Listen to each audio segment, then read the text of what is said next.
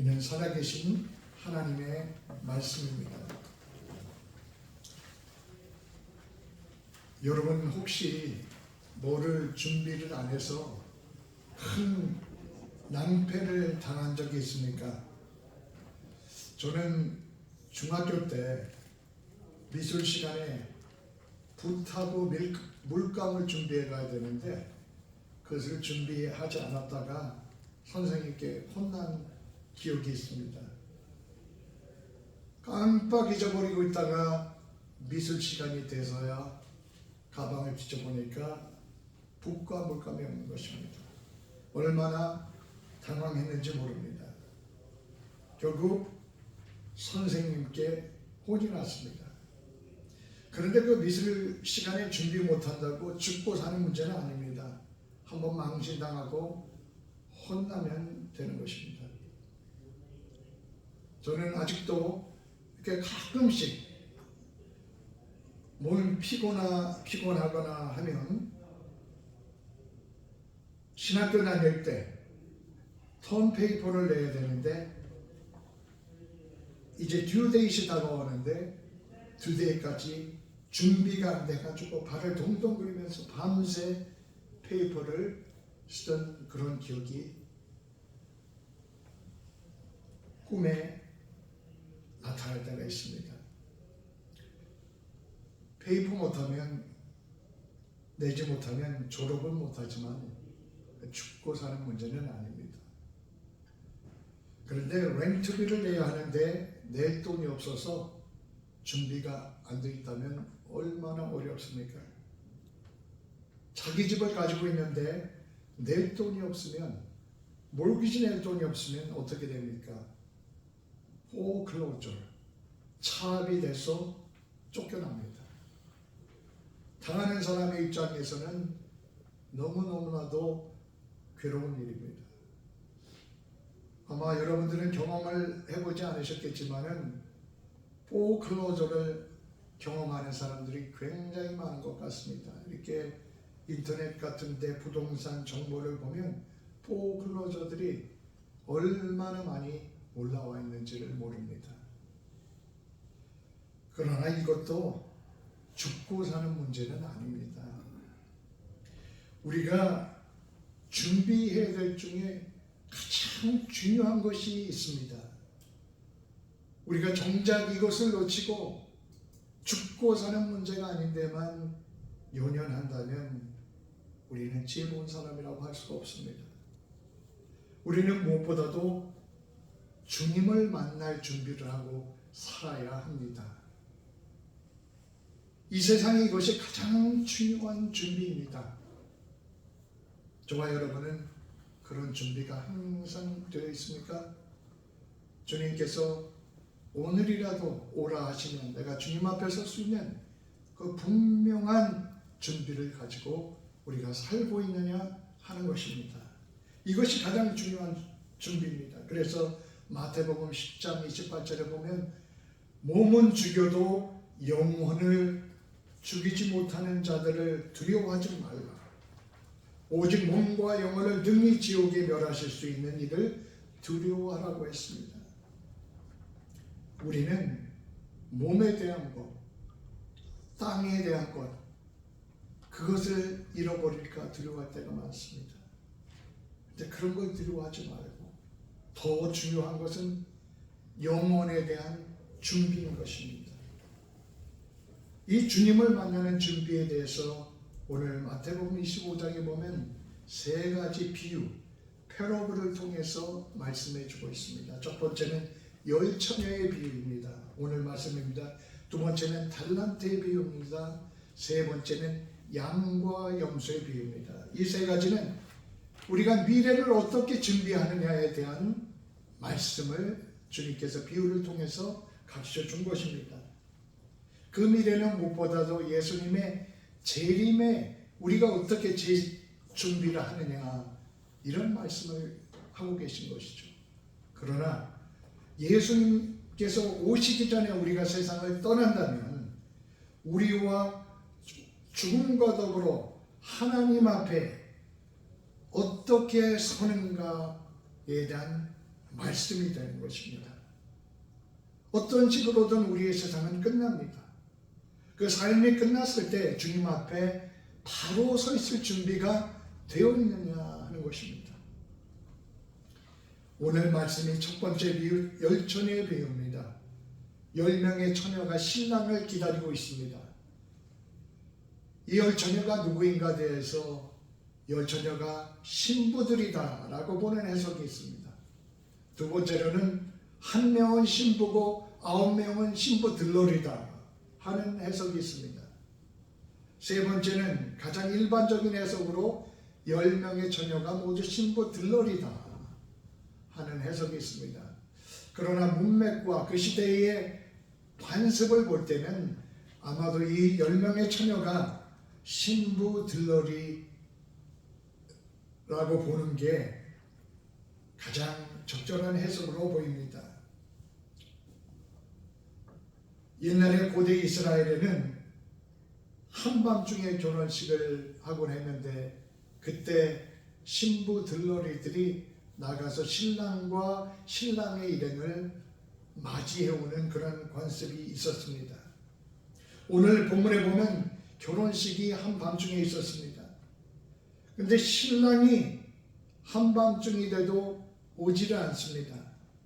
그러니 신부들러리들은 그만 피곤해서 졸다가 잠이 들었습니다. 그런데 신랑이 아주 늦은 시간에 신랑 친구들하고 왔습니다. 신랑이다 라는 소리가 들리니까 허겁지겁 깨가지고 이제 신랑을 맞으러 갑니다. 그 당시에는 전기가 없던 시절이니까 기름에 불을 붙여서 등불을 들고 나갔습니다. 그런데 오늘 본문에 보면 10처녀 중 5처녀는 기름이 있어서 등불을 켰습니다. 그런데 5처녀는 기름이 없어서 등불을 켤 수가 없었습니다. 졸다가 잠이 든 건 마찬가지입니다. 그런데 5은 기름이 있어서 등불을 켤 수 있었고 5은 기름이 없어서 등불을 켤 수 없었다는 것입니다. 기름을 준비한 5처녀에게 기름을 준비하지 못한 5처녀는 나에게 좀 나눠달라고 간청을 합니다. 그랬더니 자신들도 나눠줄 분량이 없다고 말하며 가서 얼른 기름을 사가지고 오라고 이야기를 합니다. 기름을 준비하지 못한 5처녀가 기름을 사러 간 사이에 신랑은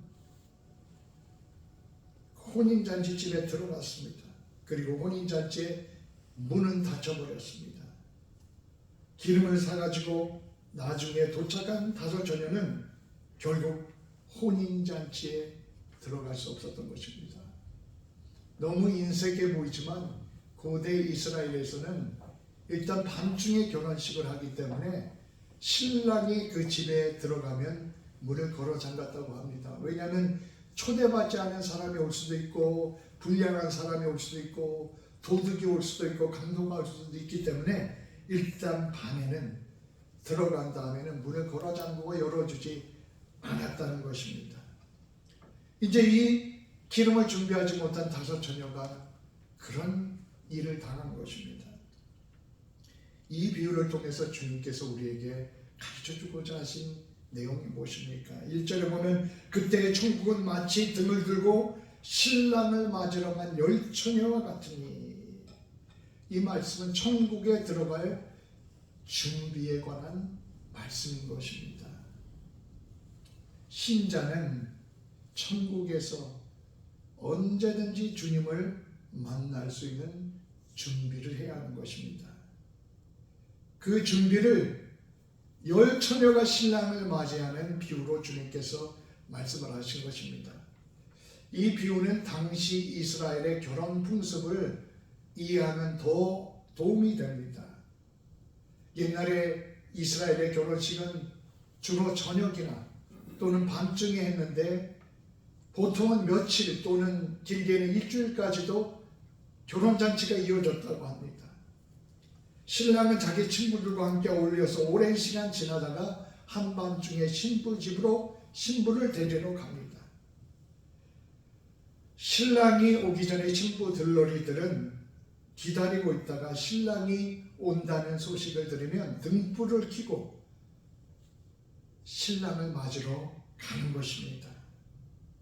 본문의 10처녀도 신랑을 신부집으로 데려오기 위해서 기다리고 있었던 것입니다.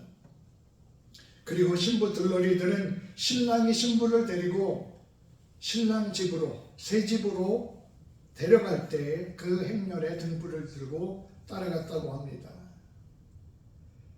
밤에 또는 늦은 저녁에 결혼식이 이루어졌기 때문에 등불은 항상 준비해야 되는 필수적인 것이었습니다. 이 비유에서 신랑은 다시 오게 될 예수님을 말합니다. 10처녀는 신랑이신 예수 그리스도를 맞이하기 위해 기다리는 신자들을 말합니다. 그런데 10명의 모든 신자들이 신랑 되신 주님을 맞이한 것이 아닙니다. 5은 맞이했고 5은 맞이하지 못했습니다. 왜 그렇습니까? 기름이 없었기 때문인 것입니다. 잠들었기 때문에 그런 것은 아닙니다. 사람이 피곤한데 잠도 자야 하는 것 아닙니까? 졸다가 잠잔 건 10처녀가 다 잠이 들었습니다. 문제는 잠자서가 아니라 정작 잠자다 깨서 등불을 들고 가야 하는데 그 등불을 킬 기름이 없었다는 것입니다. 본문에 기름이 없는 그 5처녀를 미련한 처녀다, 어리석은 처녀다고 말씀합니다. 이 말은 무엇입니까? 기름이 없는 신자는 어리석은 신자가 된다는 것입니다. 어리석은 처녀들은 등은 들었는데 정작 등 위에 불을 붙인 기름이 다 떨어진 것입니다. 이런 어리석은 일들을 상상해 볼 수 있겠습니까?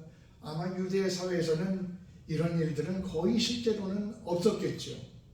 그런데 예수님께서 이런 비유를 드신 까닭은 주님을 맞을 준비가 안 된 사람들의 삶이 그와 같은 어리석은 5처녀와 같다는 것입니다. 그렇다면 기름이 무엇이냐라고 우리가 생각하게 됩니다. 고대로부터 이 기름이 무엇인가에 대해서 여러 해석이 있었는데 그 중에 대표적인 해석은 기름은 성령을 가르친다는 해석입니다. 두 번째로는 기름은 하나님의 은혜다. 그래서 우리가 하나님의 은혜를 늘 준비하고 있어야 한다 하는 해석입니다. 종교개혁자 마틴 루터가 이 해석을 했습니다. 세 번째로는 기름은 선한 행위다. 신자는 항상 선한 행위를 하면서 살아야 한다. 이런 해석을 했습니다. 크리스토스톰 같은 분이 이런 해석을 했습니다. 저는 이 기름을 진실한 믿음이라고 부르고 싶습니다. 진실한 믿음. 기름은 진실한 믿음이다. 왜냐하면 진실한 믿음에는 성령도 포함되고 하나님의 은혜가 있어야 진실한 믿음이 되고 선한 행위가 있어야 진실한 믿음이 되기 때문입니다. 등이 있으면 무슨 소용이 있습니까? 정작 기름이 없으면 불을 밝힐 수 없습니다. 교회는 나오고 주님의 이름을 부르는데 기름이 없으면 불을 밝힐 수 없습니다. 불이 켜지지 않으면 신랑을 맞이할 수가 없습니다. 주님은 언제 다시 오실지 모릅니다. 아니면 우리가 이 땅에 살다 언제 주님 품에 안길지 우리는 모릅니다. 중요한 것은 우리가 기름, 즉 진실한 믿음을 가지고 있느냐 하는 것을 묻고 계신 것입니다. 그러면 우리가 어떻게 진실한 믿음, 기름을 가지겠습니까?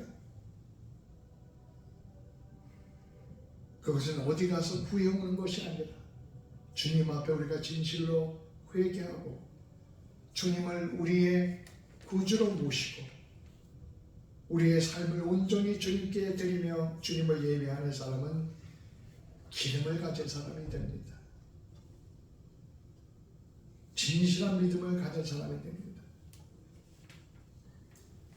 진실한 믿음을 가진 사람은 하나님께서 보실 때 그 영혼의 등불이 켜지게 되는 것입니다.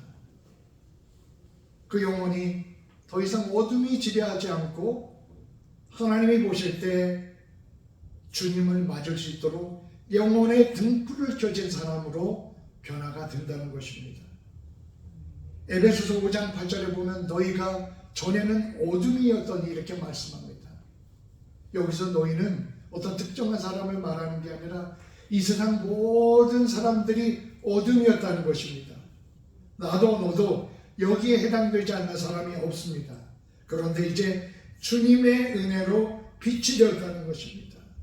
우리 속에 주님의 은혜로 진실한 믿음, 기름을 갖게 되었다는 것입니다. 그래서 우리의 마음 속에, 우리의 삶 속에 영혼의 등불이 켜지게 되었다는 것입니다.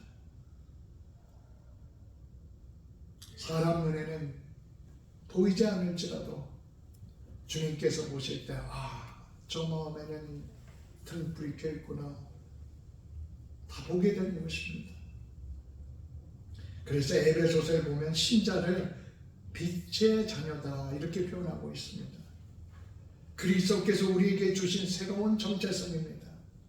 하나님을 알지 못하는 그럴 때에는 어둠에 속해서 살았고 사탄의 종로를 살아며 살았습니다. 내가 바로 사는 줄 알았는데 그래도 나름대로 괜찮게 사는 줄 알았는데 보니까 나는 어둠 가운데서, 나는 죄 가운데서, 나는 등불이 꺼진 가운데 살고 있었던 것입니다. 그러나 이제 주님의 은혜로 내 영혼에 등불이 켜지는 그러한 변화가 우리 가운데 일어난 것입니다. 내 영혼에 등불이 켜진 것은 내가 선한 행위를 많이 했기 때문에 그런 것이 아닙니다. 에베소서 2장에 보면 죄와 허물로 죽었던 너희들을 주님께서 살리셨다고 말합니다. 사람은 스스로 살아날 수 없습니다. 죽은 사람은 살아날 수가 없습니다. 영적으로 죽었던 존재와 같은 우리를 살려주시고 우리의 영혼에 생기를 불어넣으시고 등불을 켜주셨다는 것입니다. 이것이 하나님의 은혜요, 하나님의 선물입니다.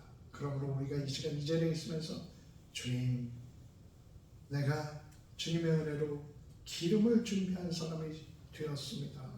이렇게 감사할 수 있는 모두가 되어야 하겠습니다.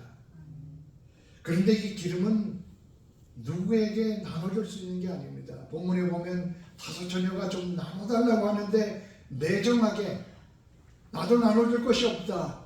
그러니까 가서 사와라라고 얘기하지 않습니까? 매정한 것 같지만 여기에 가르침이 있는 것입니다. 이 비유를 통해 깨닫는 또 한 가지는 진실한 믿음은 내가 누구에게 나눠주는 것이 아니라는 것입니다. 구원은 내가 누구에게 나눠주는 것이 될 수가 없습니다. 우리 식구 중에 누가 진실한 믿음이 있다고 해서 우리 식구 모두가 저절로 구원받는 것이 아닙니다. 부모님이 진실한 믿음을 가지고 사셨다고 해서 자녀들이 자동적으로 진실한 믿음을 갖는 것은 아닙니다. 물론 내가 진실한 믿음을 가지고 살면 자녀들에게 큰 영향을 미칩니다. 내가 기도하면 큰 영향을 미칩니다. 그러나 내가 구원을 가져다 줄 수 있는 것은 아닙니다.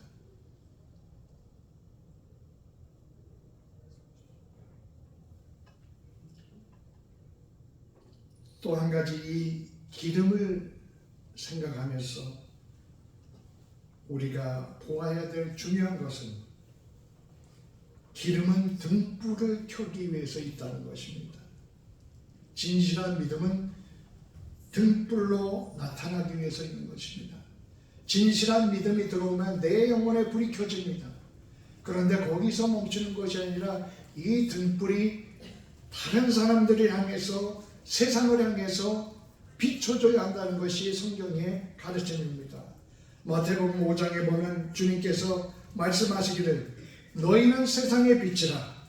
산 위에 있는 동네가 숨기지 못할 것이요 사람이 등불을 켜서 말 아래 두지 아니하고 등경 위에 두나니 이러므로 집안 모든 사람에게 비추느니라. 이같이 너희 빛이 사람에게 비추게 하여 그들로 너희 착한 행실을 보고 하늘에 계신 너희 아버지께 영광을 돌리게 하라. 이렇게 말씀합니다. 진실한 믿음은 우리 속에 있는 빛은 착한 행실을 통해서 세상에 나타나야 한다는 것입니다. 빛이 어떻게 비칩니까? 마태복음 5장 말씀처럼 착한 행실이 비친 것입니다. 동해 바다에서 깜깜한 밤에 오징어 잡이 어부들이 오징어를 잡습니다.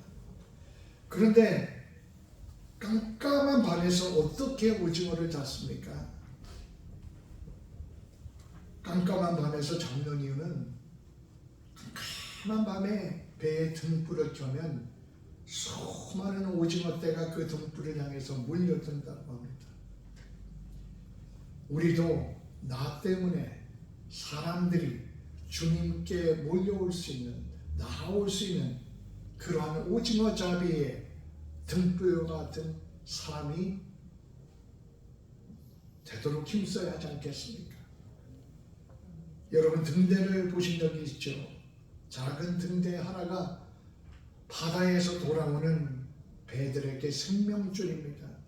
깜깜한 밤에 그 등대를 보고 안전하겠구나 하면서 배들이 들어오는 것입니다. 우리 믿는 사람들은 하나님의 등대가 되어야 합니다. 믿는 사람들은 하나님의 등불입니다. 그런데 등불을 세상에 비추지 아니하고 장롱 속에 넣어주면 무슨 쓸모가 있느냐 하는 것입니다. 우리를 세상의 등불로 만들어 주신 것입니다. 우리 영혼에 기름을 주시고 기름으로 우리 영혼이 빛나게 만들어 주신 것은 그 빛을 드러내도록 하기 위해 하는 것입니다.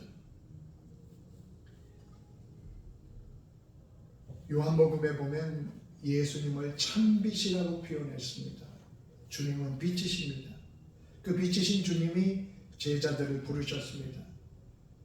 갈릴리 해변에서 어부로 살던 베드로와 안드레를 부르셨고 또 야고보 요한을 부르셨습니다. 그들에게 뭐라고 하셨습니까? 나를 따라오라. 사람을 낚는 어부가 되게 하리라. 사람을 낚는 어부가 되게 하리라. 이들은 부름을 받고 자기의 과거 직업을 버리고 예수님의 제자가 되었습니다. 이 말은 예수님을 따르려면 신학교 가고 선교사 되고 목회자가 되려는 그런 뜻이 아닙니다. 세상의 모든 직업은 신성한 하나님의 소명입니다. 중요한 것은 신자는 사는 데에만 초점을 맞추었던 그러한 인생에서 영원을 추구하는 빛의 인생으로 바뀌었다는 것입니다. 예전에는 내 학몸, 내 가족 돌보는 게 나의 삶의 전부였습니다. 그런데 이제는 눈을 열어서 세상을 보는 그러한 영적 인생이 됐다는 것입니다. 나같이 부족한 사람도 영혼의 등불을 켜주셔서 세상에 등불을 비칠 수 있는 그러한 사람으로 주님께서 세워주셨다는 것입니다. 그러므로 주님께서 나를 따라오라. 너희가 세상의 등불이 되라 이렇게 말씀하시는 것입니다. 세상의 등불이 되라. 등불을 비춰라. 빛의 자녀가 되어라. 사람을 낚는 어부가 되어라. 이게 주님께서 우리를 향한 부르시는 것입니다. 우리는 분명하게 기름을 준비하고 있습니까? 주님 앞에 언젠가 설 텐데 주님 맞을 진실한 믿음의 기름을 준비하고 있습니까? 우리는 이 땅에 사는 동안에 기회가 있습니다. 그러나 기회를 잃어버리면 그 기회는 오지 않습니다. 오늘 본문의 비유처럼 언젠가는 그 문이 닫혀지게 되는 것입니다. 문이 닫혀지면 그 이후에는 기회가 없는 것입니다. 아마도 미련한 다섯 처녀는 나중에 어떻게 하면 되겠지 미루다가 기름을 준비하지 못했을 수도 있습니다. 세상에 많은 사람들이 내가 언제든지 마음만 먹으면 신앙생활을 그때 가서 잘하면 되지 라는 착각에 빠집니다. 기회는 항상 열려있는 것이 아닙니다. 사람이 기름을 준비할 때가 있습니다. 그 때에 준비를 해야 합니다.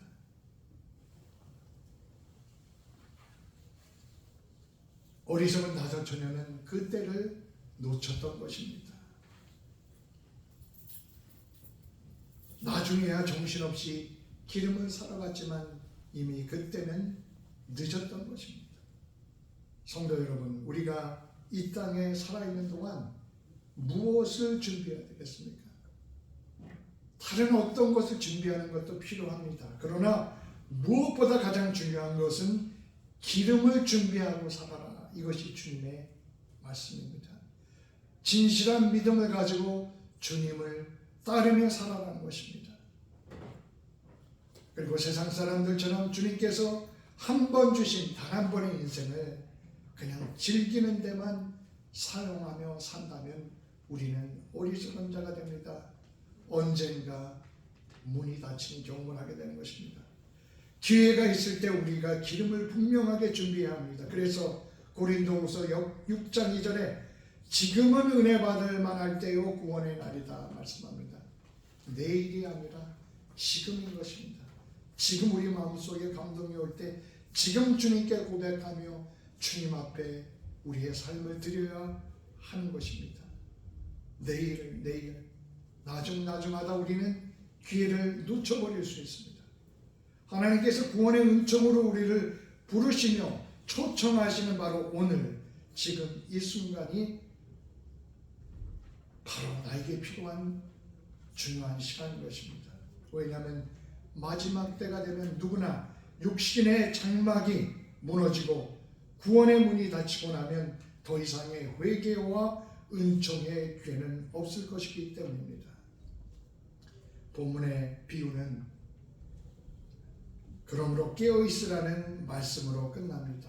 비유를 말씀하신 후에 주님께서 깨어있으라 말씀했습니다. 이 말은 잠도 자지 않고 그렇게 살아라 이런 말이 아닙니다. 세상 일도 하지 말고 기도만 하고 살아라 이런 말씀도 결코 아닙니다.